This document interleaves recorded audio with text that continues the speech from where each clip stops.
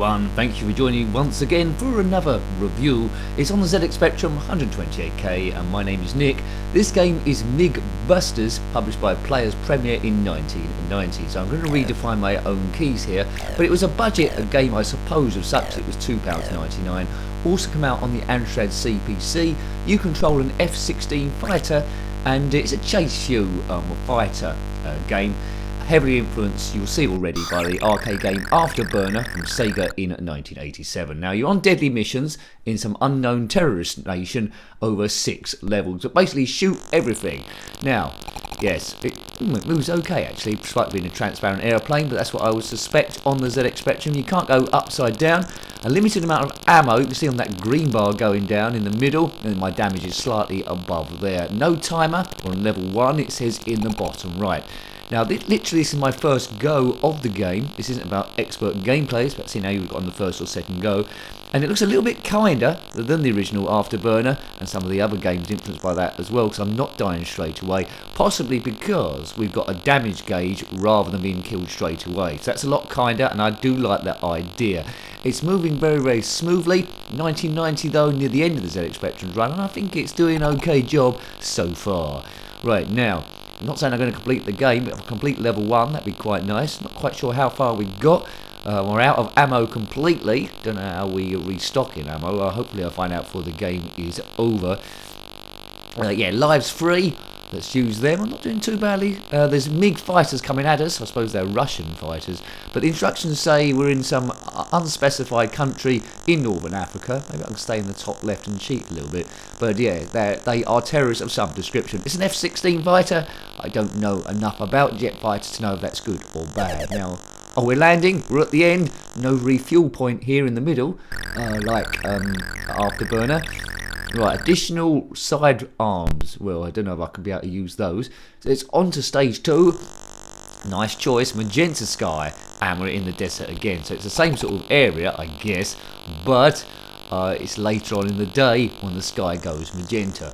If the sky is magenta where you are, then comment below if indeed you're not in the middle of a nuclear war. I wouldn't expect you to comment if you're in the middle of a nuclear war. You've probably got to get going somewhere, or in some bunker or something. Right, left and right, here we go. Just weaving and weaving. These reviews are mainly about how you'd found the game your first or second go. Would have been enough there if you want to go and play it again. Now, because it's fairly easy, i.e. I'm not dying straight away, I used to find my success on these sort of games was random. This is easier than most of them, and not all of them, as I then bite the big one. That's my first life. So on first life, I've gone through... Actually, I'm not sure. Yeah, we've gone through one stage completely, aren't we, to get to level 2. It still looks like we're in the desert, though, so I don't know if each level is divided into... Well, each level is divided into different stages, maybe. But anyway, or stages divided into 8 different levels. Good stuff. The sound is as you sort of would expect it. It could be any vehicle, not just a jet fighter. Could be a motorised wheelbarrow or an electric pencil sharpener. But this time it's an F-16 super fighter, costing £2.99. If you played this game in the Amstrad CPC, let me know. Didn't come out on the ZX Spectrum, but there were from a number of similar ones that did at the time. Now, if you watched this far into the video, please consider subscribing if you haven't already done so. If you have subscribed, a massive thank you to you with a capital M and maybe an exclamation mark at the end. But yeah, please subscribe, because it might be a case that you like this kind of guff. We're stress busting, folks, as I land the ship again. Level completed. I didn't notice anything additional there. It says additional 5-barrel cannon. Well, all I've got in the keys is fire. Maybe I can hold that down and hopefully something will happen. Right, we're at night time. Oh, this is a cool looking stage. We're at night time now. I have to do something with my eyes here. There's other Spectrum games we reviewed, over 1,000. If you want to get there, click on my username, takes you to the channel page. Everyone knows this who've watched any videos like this, because I say it on most of them. But click on the playlist tab and you'll see ZX Spectrum along with a load of other systems. Spectrum's what we do mostly, but there's loads of other stuff, to be honest. Score 775, does that say? Still 2 zeros at the front of that score, so it makes me feel I can get quite some distance. How do I get more ammo though? Mind you, there's some boxes on the ground, like this tank. I think we might have to collide or shoot those boxes on the ground to maybe get more weapons. So yeah, I think that's what it might be. We're on level 3, potentially of 6. 6 deadly missions. The fighters keep coming at you. There's a game we reviewed on the Spectrum as well called, I think it's called Helicopter, it's a gunship or something. We was controlling a helicopter gunship anyway. Is that going to land? Yes! Now don't say I'm halfway through the game. If I'm halfway through the game, it's viscerally short. 0% thrust, delta, I've got additional delta wing flaps. That means nothing to me. Oh Vienna, it means nothing to me. Nice grid. I like that animation as the thing goes off. Oh my god, red and green should never be seen. It's a red sky with a green flooring. Graphics seem to be the same. I'll try and hold on to my shooty type stuff now. There's a crosshairs, maybe I can fire missiles if I'm lucky. I think I could boom something. That might have been a missile, I'm not quite sure. That I let go. If you just let go of a missile, then comment below. I feel the need for speed. It's like that Tom Cruise, Top Gun, and Top Gun Maverick, which I still haven't seen Top Gun Maverick. I've seen Magnum PI, but I think that's slightly different, you know. I think that's slightly different. If you're dressed up like Magnum PI with an Hawaiian t-shirt and a big handlebar moustache, then comment below. Hooray! Right, no clouds in the sky. These helicopter gunship things and MiGs will keep coming at us continuously. Continue. I would like this game to come out on the Amiga, but the Amiga had similar games as well. Yeah, all influence from Afterburner, of course, the numero uno from the arcades. I don't think Afterburner 2 was in the arcades as well, was it? It was on quite a lot of home computer systems, and I generally found them annoying.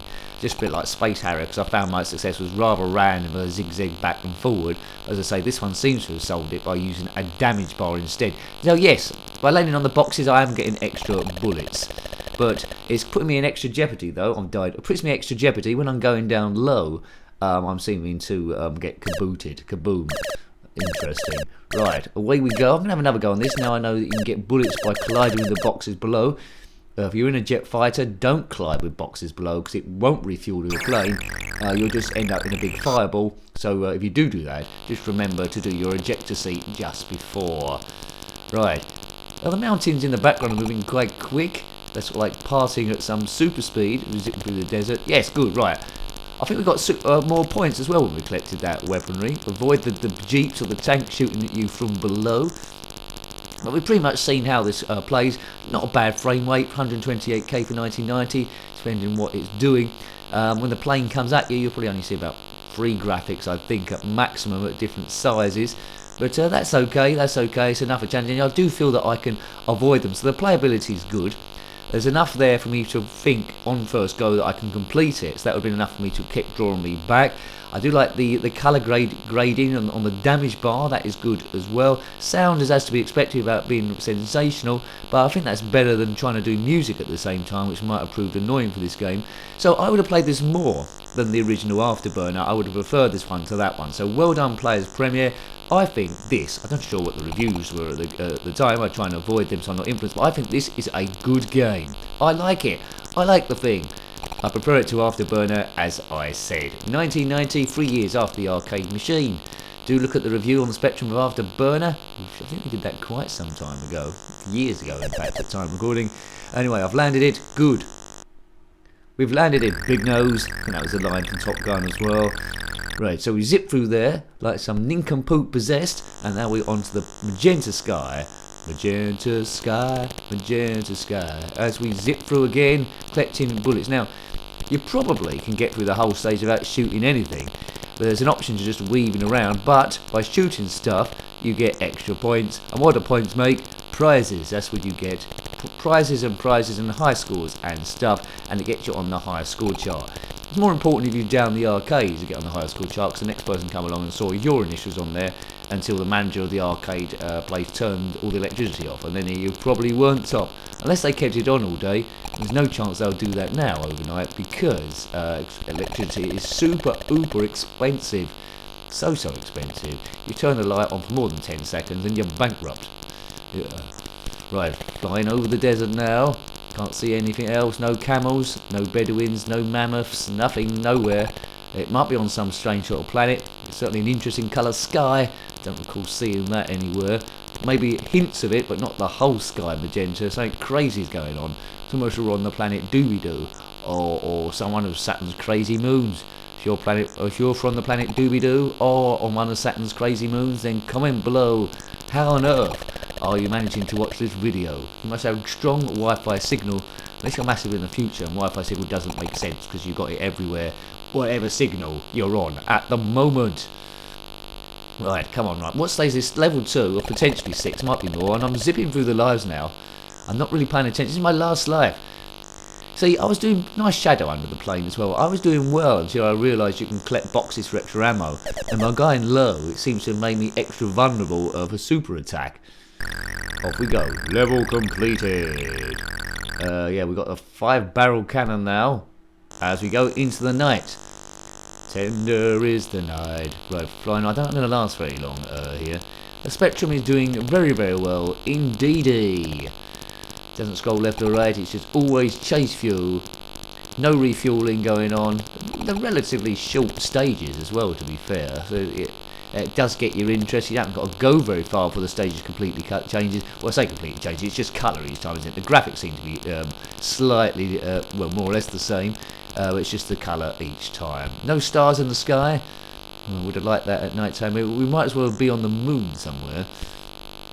Right, this will definitely be my last go. I can highly recommend this game. It won't leave you frustrated, as I say, like a lot of these style of games would do.